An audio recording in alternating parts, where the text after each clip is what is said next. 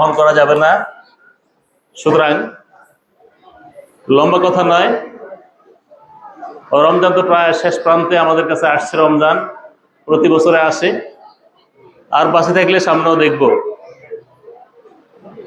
কিন্তু রমজান থেকে আমি কি পেলাম? আমার ভাবনার বিষয় হচ্ছে আমি রমজান থেকে কি পেলাম। কি রমজান থেকে কিছু চান সবাই? একটু জবাব দেন। সবাই কিছু চান?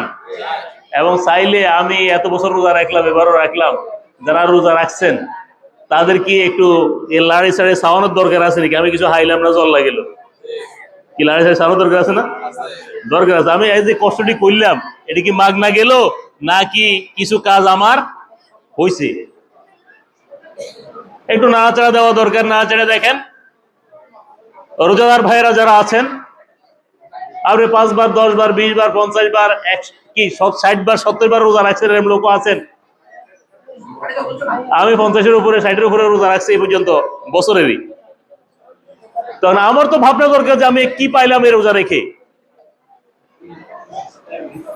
সেজন্য সব মুরব্বী ভাইদেরকে বলবো,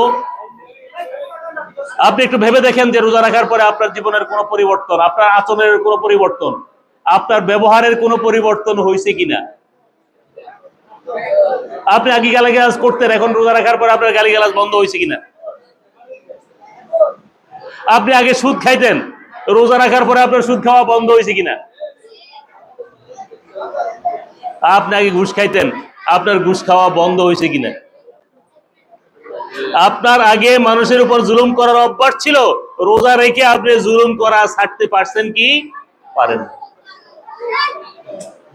আমার ভাইরা, যদি আপনার জীবনে এই প্রমাণটা পান যে হ্যাঁ আমার জীবনের পরিবর্তন হয়েছে, রোজা রাখার কারণে আমার গালিগালাজ বন্ধ হয়ে গেছে, রোজা রাখার কারণে আমার সুদ খাওয়া বন্ধ হয়েছে, রোজা রাখার কারণে আমার ঘুষ খাওয়া বন্ধ হয়েছে, রোজা রাখার কারণে আমার অন্যায় করা বন্ধ হয়েছে, রোজা রাখার কারণে অন্যের কাছে আম পাড়া আমার কারা কি হয়ে গেছে, বন্ধ হয়ে গেছে। যদি আপনি পান তাইলে বুঝবেন যে আপনার রোজায় কাম হয়েছে, রোজায় কি হয়েছে।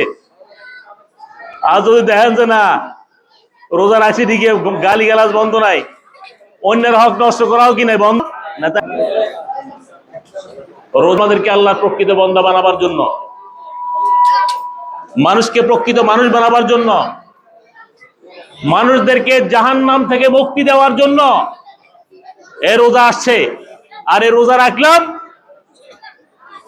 কিন্তু নিজের জীবনের কোনো পরিবর্তন আসলো না, তাইলে বুঝা যাবে আমার রোজার মধ্যে কি আছে, ঝামেলা, রোজা হয় না। রমজান মাসে অভ্যাস করতে হবে, বাকি 11 মাসে জমাতে কি করতে হবে, নামাজ আদায় করতে হবে। এই বিষয়গুলো যদি আমরা আমাদের মাঝে চালু রাখতে পারি তাহলে বোঝা যাবে যে রমজান আমাদের কাজ হয়েছে, রমজান আমাদের ফলপ্রসূ হয়েছে জীবনে। আর যদি না আসে, পরিবর্তন না আসে, তাহলে বোঝা যাবে আর রমজান আল্লাহর দরবারে কি হয় না, কবুল।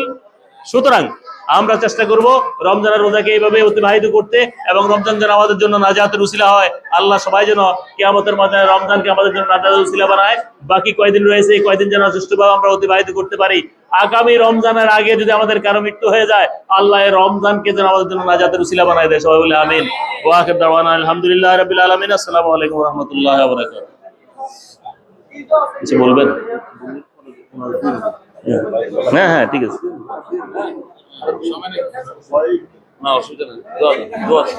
তিনবার সূরা ইখলাস পড়ি। আউযু বিল্লাহি মিনাশ শাইতানির রাজিম। বিসমিল্লাহির রহমানির রহিম।